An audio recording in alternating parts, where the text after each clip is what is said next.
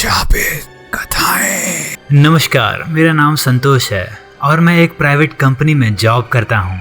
आज संडे की वजह से छुट्टी थी और मैंने और मेरे पुराने दोस्तों ने लगभग एक हफ्ते पहले ही प्लानिंग कर ली थी कि हम सब लोग मिलेंगे और कहीं बाहर घूमने चलेंगे, क्योंकि कॉलेज के बाद हम दोस्तों का मिलना जुलना तो ना के बराबर ही था।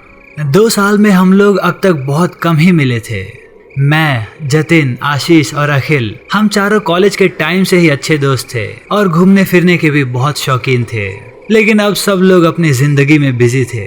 आज संडे था, इस वजह से मैं आज सुबह थोड़ा देर तक भी लेटा हुआ था। लेकिन तभी मेरे फोन में घंटी बजी।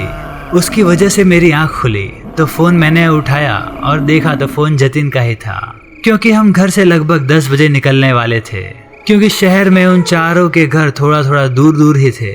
जतिन के फोन के बाद मैं तुरंत अपने बिस्तर से उठा और नहा धोकर नाश्ता वगैरह करके तैयार होकर बैठ गया, क्योंकि वो तीनों ने खुद ही मुझे कहा था कि हम तुम्हारे घर पर आएंगे लेने के लिए।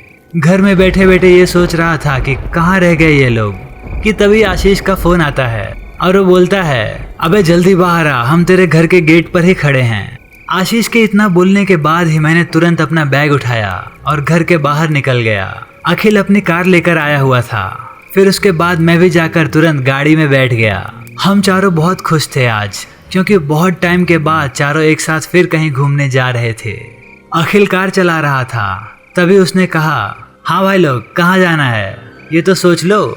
बस घर से निकल आए हैं कि कहीं जा रहे हैं, पर कहाँ जा रहे हैं ये बात तो बता दो, किधर ले जाऊं गाड़ी। फिर आशीष ने कहा, भाई ले जा जहाँ तेरा दिल करे, आज वहीं घूमेंगे आराम से, फिर आएंगे शाम को। वैसे भी पूरे हफ्ते काम काम, आज थोड़ा मस्ती का मौका है। फिर मैंने कहा, अखिल कहीं जंगल या पहाड़ों की तरफ चलते हैं, बहुत दिन से नहीं गए हैं। फिर आशीष ने कहा, हाँ सही बात है, जंगल में पिकनिक वगैरह मनाते हैं हम लोग। घर से पिकनिक का सारा सामान तो लेकर ही आए हैं। फिर उसके बाद हम लोग इंटरनेट पर सर्च कर रहे थे कि आसपास सबसे बड़ा और घूमने लायक जंगल कौन सा होगा। तभी जतिन ने कहा, अरे ये देखो, ये सुंदरवन यहाँ से लगभग 22 किलोमीटर की दूरी पर है, चलो आज यहीं चलते हैं। सुंदरवन के बारे में तो हमने भी बहुत सुना था, बहुत बड़ा और बहुत विशाल जंगल है, पर हम कभी वहाँ गए नहीं थे, क्योंकि ये पहाड़ियों की तरफ था। तो अब हमने ये तय कर लिया था कि अब हम चारों उसी सुंदरवन में जाएंगे घूमने के लिए। फिर उसके बाद हम लोगों ने बाजार से थोड़ा खाने पीने का सामान भी ले लिया और कुछ सामान तो घर से लेकर ही निकले थे। फिर लगभग 2-2.5 घंटे के सफर के बाद हम उस जंगल के पास जा पहुंचे जहां हमने पिकनिक के लिए सोचा था। वहां पहुंचकर हमने देखा जंगल सच में बहुत बड़ा था और बहुत दूर दूर तक जंगल फैला हुआ था। कहते हैं कि ये जंगल लगभग 8 से 9 किलोमीटर की दूरी तक फैला हुआ है। हम चारों जंगल के पास पहुंच तो गए, पर हमें जंगल में अंदर जाने के लिए कहीं से ढंग से रास्ता नजर नहीं आ रहा था। जंगल काफी दूर तक फैला हुआ था, इस वजह से हम भी गाड़ी में ही थे और गाड़ी लगातार आगे की ओर बढ़ा रहे थे कि शायद कहीं तो होगा जंगल के अंदर जाने का रास्ता। थोड़ा आगे और गए तो हमें वन विभाग का 2 ऑफिस दिखाई दिया। फिर उसके बाद हम तुरंत ही कार से उतरे और वहां उन दोनों के पास गए और फिर जतिन ने उस गार्ड से कहा, सर इस जंगल में अंदर जाने के लिए रास्ता कहाँ से है। इतना ही कहा होगा जतिन ने कि उस गार्ड ने बड़ी ही हैरानी भरी नजरों से हम चारों को देखा और कहा, क्यों भाई, क्यों जाना है जंगल में। फिर मैंने कहा, अरे सर वो हमें जंगल में पिकनिक वगैरह मनाने के लिए जाना है। फिर उस गार्ड ने कहा, अरे बाहर इतनी सारी जगह है, आसपास ही घूम लो, पिकनिक मना लो, इसके अंदर जाने का रास्ता नहीं है और इसके अंदर जाना भी ठीक नहीं है। और हाँ, भूल कर भी कोशिश मत करना इसके अंदर जाने की, आसपास ही घूमो फिरो, क्योंकि जंगल के अंदर बिल्कुल भी जाने की किसी को भी अनुमति नहीं है। इतना तो साफ था कि ये गार्ड ना ही रास्ता बताएगा और ना ही इस जंगल के अंदर हम लोगों को अब जाने देगा। लेकिन हमने भी तय कर लिया था कि जाएंगे तो है ही इसके अंदर। फिर उसके बाद हम गाड़ी में बैठे और स्टार्ट करके हम आगे की तरफ चल रहे थे।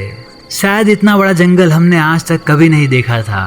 बहुत लंबा, बहुत विशाल जंगल था ये। फिर उसके बाद हम लगभग 2 या 3 किलोमीटर ही आगे आए होंगे, तभी हमने गाड़ी रोक दी और चारों बाहर निकल आए। उस समय घड़ी में लगभग 1 बज रहे होंगे। कैमरा वगैरह सब सामान हम लेकर आए ही थे, क्योंकि मैं फोटो खींचने का बहुत बड़ा शौकीन था। हम इधर उधर घूम ही रहे थे कि तभी आशीष ने कहा, यार ऐसे तो हम इस जंगल में जा नहीं सकते, हमको ऐसे ही इन्हीं रास्तों में से कहीं अंदर जाना होगा। वहाँ पतले पतले 2 रास्ते थे, पर तभी अखिल ने कहा, भाई यार तुम लोग चले जाओ, मैं बाहर ऐसे अपनी गाड़ी छोड़कर नहीं जाऊंगा, क्या पता क्या हो जाए, नई गाड़ी है अभी मेरी। फिर उसके बाद हम लोगों के बार बार समझाने पर अखिल भी अब मान गया था और उसने गाड़ी सड़क के बिल्कुल किनारे जंगल में घुसा कर खड़ी कर दी और अब हम लोग अपना सामान उठाकर जंगल के अंदर जाने लगे। रास्ता तो सही से था नहीं, हर जगह जंगल के अंदर झाड़ियाँ, कांटे और बड़े बड़े पेड़ थे, लेकिन हमको तो इस जंगल के अंदर जाना ही था, तो हम किसी तरह से उन झाड़ियों के बीच से अंदर जा रहे थे।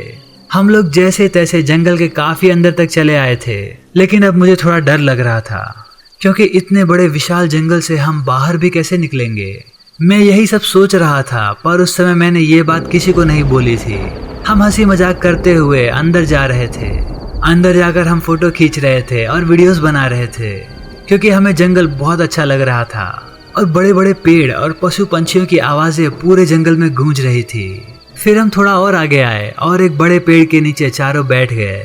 तभी अखिल ने कहा, चलो यहीं पर कुछ बनाते हैं, खाते हैं, क्योंकि अब भूख भी बहुत तेज लग रही थी। फिर मैंने कहा, हाँ यार भूख तो सच में लग रही है क्योंकि हम सुबह से निकले हैं और अब टाइम भी बहुत हो गया है और काफ़ी दोपहर भी हो गई है। जतिन, अखिल और आशीष ये सब लोग अपने घरों से खाना बनाने के लिए सामान लाए हुए थे। गैस चूल्हे पर पतीला चढ़ाकर हम लोगों ने बिरयानी बनाना शुरू किया और जब तक बिरयानी बन रही थी तब तक हम लोग इधर उधर फोटो वगैरह खींचने में मस्ती कर रहे थे। फिर लगभग 10 मिनट बाद मैंने वहाँ पर जाकर देखा कि बिरयानी पक चुकी है कि नहीं, पर मैंने जैसे ही पतीले का ढक्कन खोला तो मैं चौंक गया क्योंकि पतीला बिल्कुल खाली था। फिर मैंने तुरंत जतिन, अखिल और आशीष तीनों को आवाज़ लगाई। मेरे आवाज़ लगाते ही वो तीनों भी तुरंत वहाँ आ गए और मैंने कहा, भाई बिरयानी कहाँ गई? फिर तीनों ने कहा, अरे भाई मजाक मत कर यार, बहुत भूख लगी है, कहाँ रखी है, चल खाते हैं, सच में भाई बहुत भूख लगी है। फिर मैंने कहा, अरे नहीं यार सच में मुझे नहीं पता क्या हुआ, मैं आया तो देखा पतीला बिल्कुल साफ था, लेकिन मेरी बात का किसी को यकीन नहीं हो रहा था। वो तीनों कह रहे थे कि मैंने ही कहीं रखी होगी। फिर तभी आशीष ने कहा, संतोष यार पहले भी तो तू ऐसी मस्ती करता था, पर भाई इस टाइम बहुत भूख लगी है। फिर मैंने कहा, भाई लोगों कसम से मैंने कुछ नहीं किया, मुझे नहीं पता कहाँ है बिरयानी। अब हम चारों हैरान थे कि ऐसा कैसे हो सकता है। हम लोग ज़्यादा दूर भी कहीं गए नहीं थे, गैस पर बिरयानी चढ़ाकर इधर उधर फोटो ही खींच रहे थे। बस हम चारों हैरान तो थे ही कि ऐसा कैसे हुआ। पर फिर मैंने कहा, चलो एक काम करते हैं, यहाँ से थोड़ा आगे चलते हैं, मुझे इस जगह पर थोड़ा अजीब से ही लग रहा था।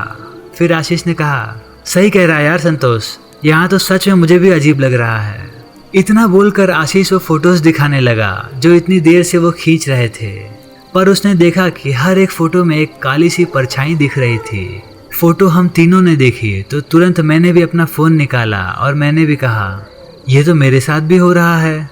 जैसे ही जंगल के अंदर हम घुसे थे तब से फोटो खींच रहे थे और मेरी हर एक फोटो में एक काली परछाई दिख रही है।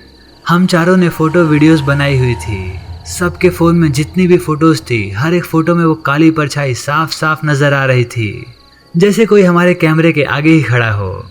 लेकिन हम फिर भी जंगल के बहुत अंदर थे। तभी मैंने कहा, चलो एक काम करते हैं, अब हम लोग बाहर निकलते हैं, जितना भी टाइम बचा है बाहर ही घूमेंगे, फिर जाएंगे वापस घर, बाहर ही कुछ खाएंगे। अब आशीष, जतिन और अखिल उन्होंने कहा, हाँ यार सही कह रहा है, वापस चलते हैं। फिर उसके बाद हम लोग अपना सामान वगैरह उठाकर जंगल से वापस निकलने लगे। पर ये तो किसी को भी याद नहीं था कि किस तरफ से अंदर आए थे और अब किस तरह से बाहर जाना है। दोस्तों इसके आगे की कहानी अगले पार्ट में आएगी। अगर आप वो कहानी सुनना चाहते हैं तो हमारे चैनल को सब्सक्राइब कर लीजिए। अगर आपको हमारी ये वीडियो पसंद आई हो तो हमारे चैनल को सब्सक्राइब कर लीजिए। धन्यवाद।